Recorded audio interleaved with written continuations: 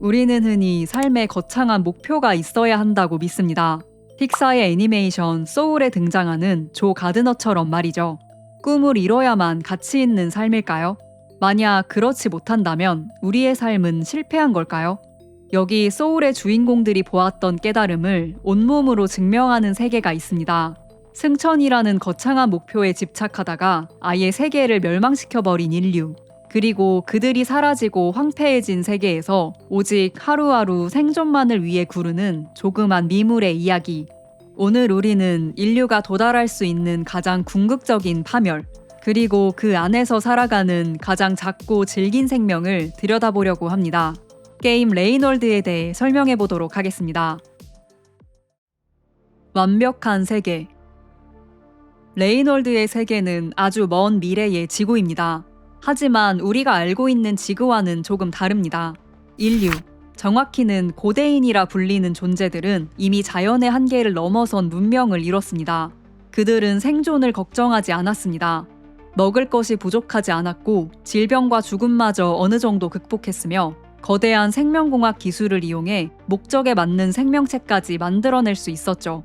먹고 사는 것에 대한 걱정이 없다면 우리는 무엇을 바라보고 살아가게 될까요? 왜 계속 살아야 하는가? 끝없는 삶의 굴레에서 어떻게 벗어날 것인가? 생존이 문제가 아니게 된 고대인들에게 남은 것은 삶의 의미에 대한 허무였죠. 하지만 앞서 이들이 죽음 역시 극복했다고 했었는데요. 이 세계에서는 죽음이 끝이 아닙니다. 죽음을 맞이한 생명은 다시 세계로 돌아옵니다.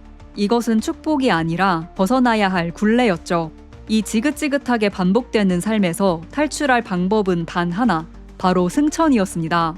불교의 해탈처럼 고통스러운 영혼의 윤회를 끊어내고 완전한 무의 공간인 공허의 바다로 뛰어들어 완벽한 소멸을 맞이하는 것. 이것만이 고대인들의 유일무이한 삶의 목표이자 거창한 사명이 되었습니다. 그리고 이 기괴한 목표를 이루기 위해 만들어낸 것이 바로 도시만한 크기의 초거대 슈퍼컴퓨터, 반복자들이었습니다. 이 기계들은 단 하나의 사명만을 가지고 있습니다. 모든 생명체를 아무런 부작용 없이 윤회에서 해방시키는 완벽한 계산식을 찾아내는 것. 고대인들은 이 골치 아픈 숙제를 기계들에게 던져준 채 자신들은 공허의 바다로 뛰어들어 세상에서 사라져버렸죠. 게임 속에서 등장하는 달을 향해 보라, 그리고 5조약돌이 바로 반복자들입니다. 수천 년 동안 그들은 이 문제를 계산해왔습니다. 레이놀드가 던지는 첫 번째 질문은 여기에 있다고 생각합니다. 모든 문제에는 반드시 해결책이 존재하는가? 우리는 흔히 노력하면 결과가 보답한다고 생각합니다. 더 많은 지식, 더 뛰어난 기술, 끝없는 노력이 있다면 언젠가는 모든 문제를 해결할 수 있다고 생각하죠. 하지만 반복자들은 우주에 가까운 연산 능력을 가진 존재임에도 결국 이 문제를 해결하지 못했습니다. 왜일까요? 어쩌면 행복, 사랑, 슬픔, 삶의 의미 같은 것들은 계산으로 완성할 수 없는 영역이기 때문일지도 모릅니다. 5조약돌은 모든 것을 계산할 수 있었지만 자신이 저지른 짓으로 인해 분노와 수치심을 겪고 있었고, 달을 향해 보라 역시 슈퍼컴퓨터임에도 한 번 무너진 관계와 상처를 되돌릴 수 없었죠. 이 거대 기계장치들은 결국 서로를 증오하고 갈등하며 폐허 속에서 서서히 죽어가고 있었습니다. 고대인들은 정신적인 초월과 완벽한 정답만을 찾느라 정작 자신들이 사는 세계를 모조리 파괴해버렸는데요. 여기에 떨어진 것이 바로 주인공, 슬러그 캣입니다. 집착과 삶의 불꽃. 이 조그만한 미물은 고대인들의 거창한 목표나 승천 같은 것에는 아무런 관심이 없습니다. 슬러그 캣은 이 세계 거의 최하위 피식자로 매 순간 살아남는 것에만 중점을 두고 있기 때문입니다. 고대인들이 어떻게 살 것인가를 고민했다면 슬러그 캣은 오직 어떻게 살아남을 것인가만을 궁리합니다. 재밌는 점은 고대인들에 따르면 완벽한 승천을 하기 위해서 유기체가 가진 모든 본능과 욕망을 버려야 했다는 것입니다.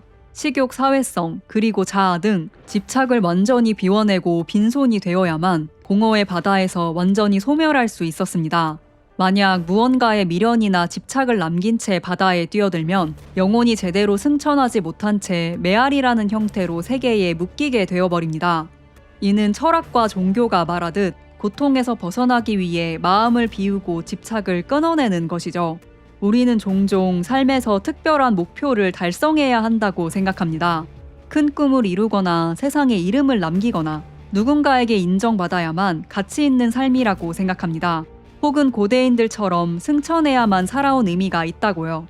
하지만 슬러그캣은 아무것도 모릅니다. 비가 쏟아지는 세계에서 안전한 은신처를 찾고 먹을 것을 구하고 포식자를 피해 도망치고 헤어진 가족을 다시 만나기 위해 앞으로 나아갑니다. 고대인들이 초월해야 한다고 생각했던 이 카르마들이 오히려 슬러그캣을 살아가게 만드는 힘이었죠. 그리고 우리는 이런 작은 생명의 여정을 보며 이상하게 감동하게 됩니다. 아마 이 안에 삶의 가장 원초적인 모습이 있기 때문이 아닐까 합니다.